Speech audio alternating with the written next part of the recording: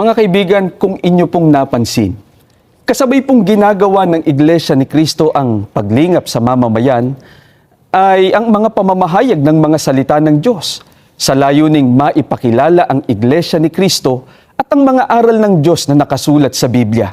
Ito po ang pinakadakilang kabutihan na magagawa ng Iglesia ni Cristo sa kapakanan ng lahat ng mga tao.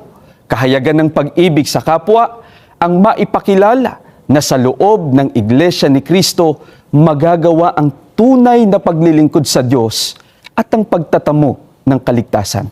Kapatid na ron, bakit po kaya natin nasabing ang makasama ang ating kapwa sa tunay na paglilingkod sa loob ng Iglesia ni Cristo ang pinakadakilang kabutihang magagawa natin sa kanila? Gaano po ba kahalaga na ang isang tao ay makipag-isa kay Kristo